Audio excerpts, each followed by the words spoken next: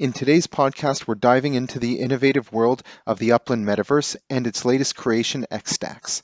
Upland is pushing boundaries by integrating gaming directly into X's ever-shifting culture. Joining me is Danny Brown-Wolf, Upland's Chief of Staff, to unpack this bold move. Why XStacks, and how does XStacks fit into Upland's vision for the Metaverse? What is Upland doing to open its doors for entrepreneurs and other players alike? Let's get started. Danny, thank you for joining me. XStacks launched and we received a notification that it was the first game on X. And I thought to myself, really? The first game on X?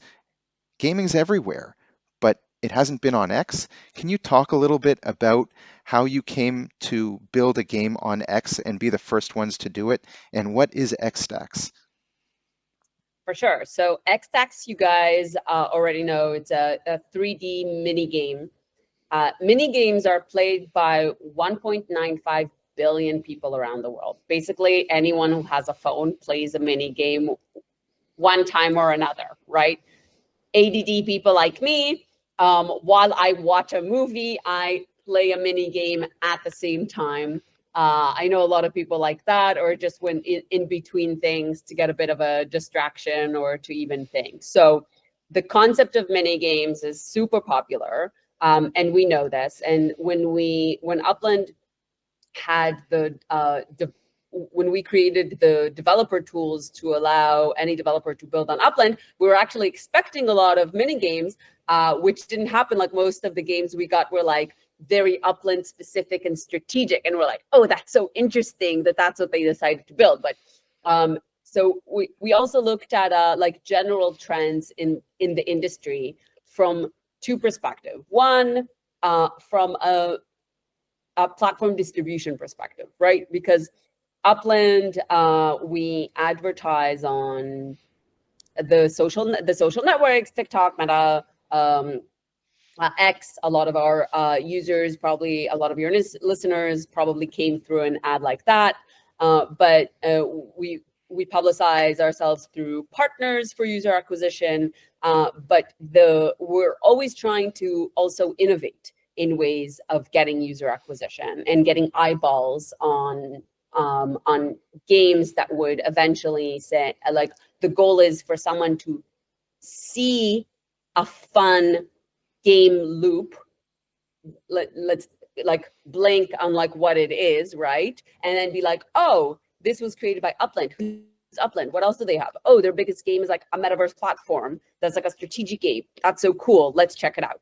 So the part of the thinking, and this was where also I fit in, because I work on the commercial side with, you know, the marketing, the user acquisition, the partnerships, is okay, what are the new platforms that are distribution platforms that will help us reach more eyeballs in terms of brand recognition and getting them like a first step into our world.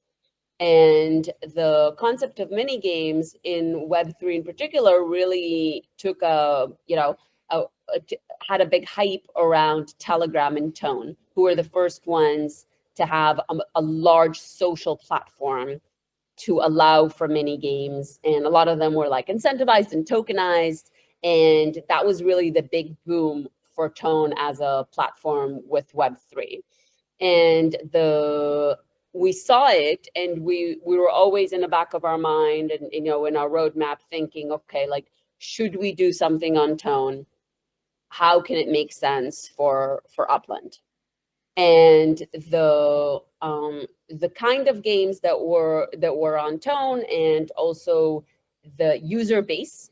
You know, Upland is mostly like North America and Europe, a lot of Japan lately, Brazil, etc. is a little different than the user base on Telegram also. We looked at Farcaster.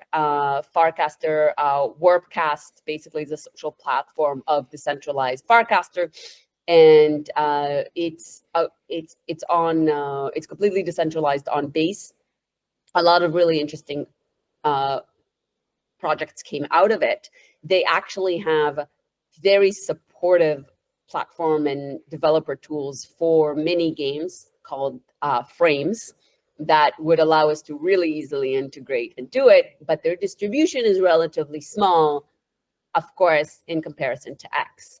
And now because of the success we had with last year with the Sparklet drop on X and the social activities that we had with the social airdrop, and the fact that most of crypto Twitter and a lot of our the other communities in our space are on X, it felt like if we can crack this, then this is the ultimate distribution channel for anything that we do. And for us, using X, we wanted to use it in a way that's innovative and unique and makes sense for Upland, not in terms of like, oh, this is also like part of a property trading world, but makes sense for Upland from a principles perspective. The fact that it's social, that the games are social, the fact that there's an individual competition track, but also a group, just like in Upland, like you have, you're a real estate tycoon and you have your strategies, but then a lot of times the way to elevate those strategies is working with a community on a node or on other things. So the principles felt to us like they could be the same, and we said, let's start experimenting. So XStack was our initial experiment. We're now learning the data, learning what was good, what was bad, what went wrong. I mean, we ended up creating a really fun mini game. My kids, like, I have to hide my phone. It's like, can we play 3D Tetris? And like, when I listen to spaces on Twitter, because it allows me to, like, when you listen to a space on Twitter, you can minimize it and Right. still play on Twitter and scroll. I listen and play XStacks at the same time. Like, this is amazing. So those are some of the thoughts. I know I blabbered on a little bit, but Well, I would those are say some of the thoughts. I would say in addition to that, if you take that game and it could be really placed on any platform, but I think the way that you integrated it with X and that social sharing, it makes it not so recreatable in other places. It wouldn't be the same thing. So I'm guessing that's something you were definitely going for. And I'm curious to hear the insights. Was So this a successful test or beta testing? I gave you like the reasoning why we decided to launch it, and then we came to the designing of, okay, what it's going to look like. And if we believe in X, we believe X will be the everything app, the everything platform where people will spend most of their days on, and will also be a discoverability for other games and apps. And in the future, if they have the same capabilities for game developers as Farcaster does, then you'd be able to play Upland while you're staying inside of X and using your X username and using. So we first said, okay, let's look at understanding that X is not built for this right now. Let's look at the API documentation, see through the dev APIs what is possible. Mm-hmm. And now that we understood what's possible and what's not, doing something that's X native for us wasn't just doing it exclusively on X or being the first at X, but understanding the social fabric of X, how people interact, how people socialize on X, and making it a part of the game. That it is teams and competitions, that it is a sharing aspect that can increase your score and your team's score. Of course, there were a lot more I would say features we wanted to do that were more limited by the limitation of the XStacks API. But I think the concept and principle itself was a huge success. I mean, everyone we spoke to who didn't even know Upland, or told us, like, we know what Upland is, but we never really, like, not like strategists, right? We never really got in. We like to shoot stuff usually, right? And like, they were that kind of gamers, and all of a sudden they're like, they understood the concept of what we're trying to do with the social and X, and they're like, oh, wow, that's super innovative. Um, so so that was really interesting, and it opened many doors for us. And listen, the game in our first test, the first competition that we did, that was very also Upland D because of the cities. Um, it was played over 140,000 times. Wow. And this is with, I can tell you from a marketing perspective, with very little marketing, because we weren't able to publish, to make ads on Twitter for it, and it doesn't make sense to make ads on Meta or TikTok Of for it. course. So really, just with like you guys sharing and a few, like thought leaders and partners that who thought this was really cool and wanted to share it.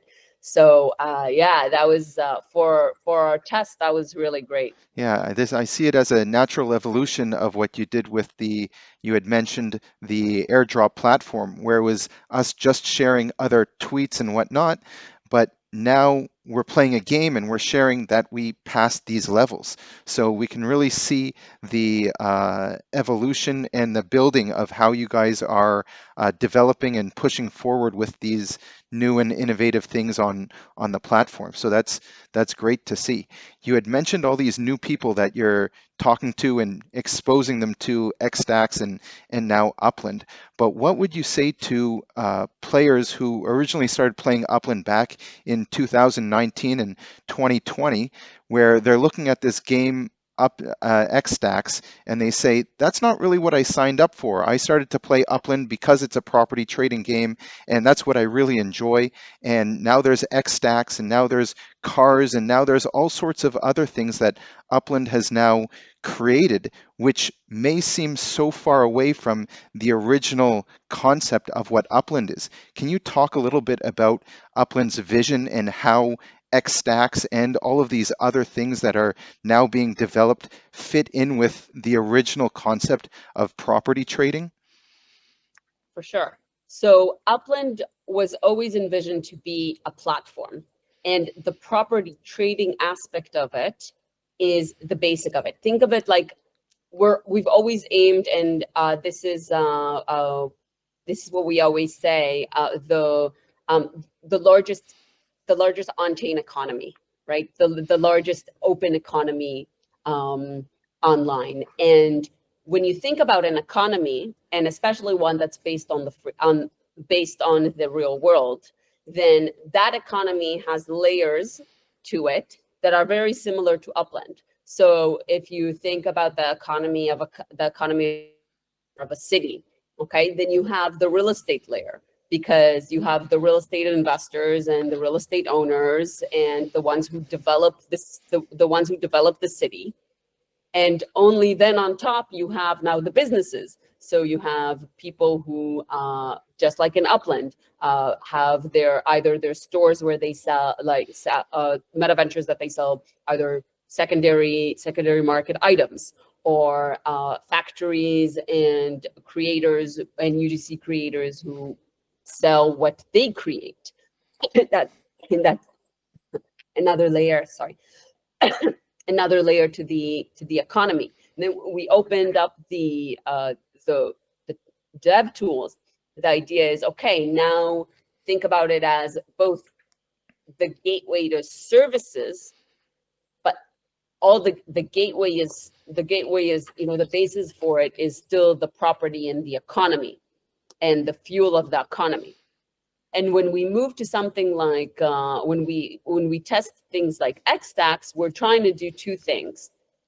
And I always say this, that we like to show what's possible and experiment, and then when we see something works, we want to not invest in doing it ourselves, but invest in adding it as an option in the platform for you guys to create similar things.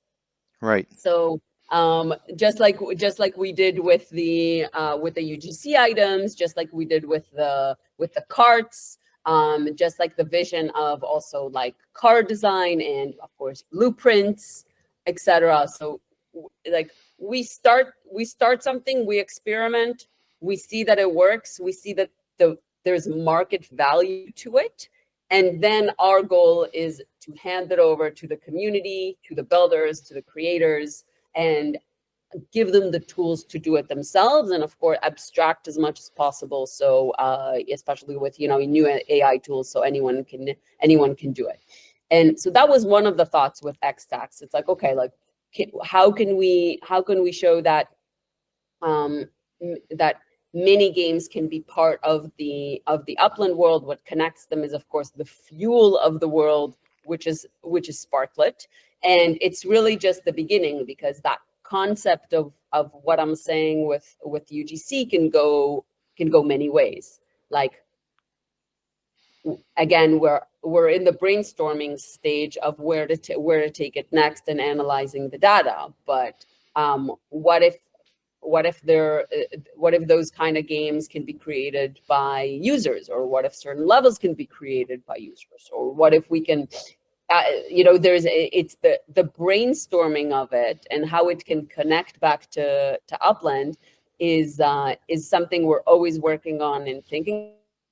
Is the more robust the economy is, the more new people we bring in with new excitement to join the economy, new creators, new community members. At the end of the day, just like a real economy, the value of the entire economy and its underlying assets, which is real estate, rises. Absolutely. I The way that I like to explain Upland is that you had mentioned it's a platform. So it's just like your iPhone. And the properties are your ways of getting into these other apps and games. So just like you would download something from the App Store, you have it on your phone and then you swipe and you click on that. Here within Upland, you have to go through this world and you have to travel to real world properties within the metaverse, and you're saying, I'm going to New York, and from New York, I can go and start playing this game, or I get to this app.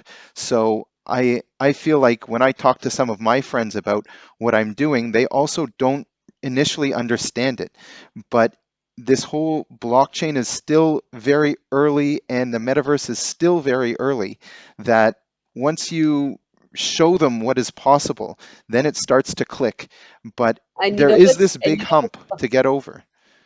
what's funny though? When I talk to my friends, us uh, millennials, then it's harder to grasp.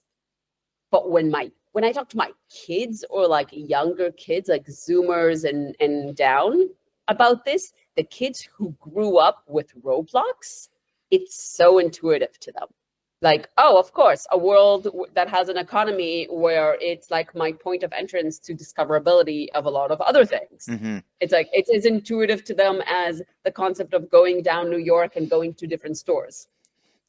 Yeah, that's really interesting. I'm not a gamer myself, and I used to play like Roller Coaster Tycoon and those types of games where I guess it was a very dumbed down level of kind of what is really happening now, and the abilities for people to be able to really innovate and attach whatever they're doing today without much change into the Upland platform is really one of the advantages, I think, that you don't have to have these Roblox developer tools and start to learn how to do that. You can literally connect whatever it is you've already done onto the Upland platform already. Exactly.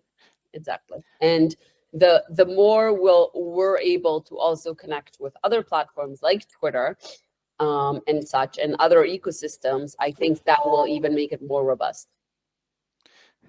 Now, I want to go back and ask a question from the technical side of things and all of your innovation. You said connecting with the API, with Twitter, with X, and creating the first game. Obviously, there's going to be challenges with everything that you've been doing since the beginning of Upland is really new and innovative things technologically as well. Can you talk a little bit about some of these hurdles that you are facing and how Upland as a company approaches these problems and how you look at these challenges moving forward as to developing and continuing to develop and lead the way in the industry? Yeah. So, oh, great question. So we try first of all, as much we don't have a mountain of developers. So it makes us very strategic on how we use our resources. For example, with X, we actually were able to use, one of the advantages was we're able to use a lot of the code that was already written for the social airdrop and use it here. So this from a practical perspective, but from a approach of product delivery approach, I would call it that way. A lot of companies, like, they come out with like huge headlines and like huge marketing campaigns and like promising things that you guys might have noticed we don't really like to do. And some of it because it's like we are doing things that are so innovative that we're like, it's probably going to break. And that's okay. And you probably remember, like, we launched XStacks and then the second day it was down. Yep. So like the way we originally designed it is that every 5 levels, there would be an automatic posting of your level in order to have like greater reach. And the Twitter API really didn't like that, probably marked it as spam. Oh. We also didn't expect so many players to reach so many levels on the, like, because we like actually sat down and calculated, okay, how many minutes of play would it take you to reach level 5? And we're like, okay, they're not gonna, like, in the first day, they're not gonna reach level 20. And then all of a sudden we're like, okay, and we're down. Because there've been too much tweeting. So when we were down for a few hours, our devs were working hard on identifying the problem. Like, okay, what did the Twitter API algorithm didn't like with how we used it? And then we fixed it by having the share as optional instead of mandatory. Mm. And and then we redeployed, and that helped. So Innovating, moving fast, breaking things, fixing them, that's our approach. I think that's what happens with every company that in the end succeeds. If you're not trying to innovate, then you're just going to be left behind. And I think that over the 5 years that Upland has existed, I think the people that really excel in Upland, and there are many different ways to excel on the platform, but it's really the people that understand and are innovative in their own way, in being able to adapt to different changes that happen in the platform and be able to understand that not everything is going to be the same forever. There are lots of changes, just as the economy changes, just as the world changes, also the metaverse changes and develops and evolves with the new features that are unexpected and just show up. One of the last ones being micro manufacturing. And I just put out a number of videos about that, where all of a sudden you no Send them longer, to me. Super interesting. so where now you no longer need super big properties in order to start manufacturing and selling. So now a lot of these smaller properties could have additional utility and additional value to them because of new features that are being added. So people who are locked into one idea of what Upland is and thinking that that's what it's going to be moving forward, uh, they're very narrow-sighted, I think, and they have to step back and zoom out and really understand what this vision is what you had spoken of, to be able to maximize what they can get out of this platform. Exactly. And we really want there to be, from a vision perspective, something for everyone. Like, not everyone is a strategic property trading tycoon gamer. Right. But they love racing. They love that concept. We have users who came through NFLPA, and that's what they're interested in. So that's the idea of being a platform. Same as, again, going back to the Roblox example, when you build a world, there's something for everyone, and the discoverability game loops, which can always be optimized and developed, are like the interesting part for the platform, and to provide as many tools to the builders and the community. Great. Well, thank you very much, Danny. Do you have any last words before we wrap up this interview? Well, in the next few days, we're gonna discuss how the distribution is going to be. So we heard some feedback about Sparklet and ETH gas prices, and like the ETH gas prices hindering some adoption of Sparklet outside of Upland. So there's going to be interesting innovations that we're working on that tie to that, and we're going to use the distribution to implement it. That's super exciting and great to know. Anyone who wants to learn more about that, everything you need to know about Sparklet and connecting your MetaMask and everything about the basics of Upland, of course, continue watching some of my content here. So thank you once again, Danny, and I look forward to the next. I look forward to the next additions and features in Upland where we can talk more about them. Thank you.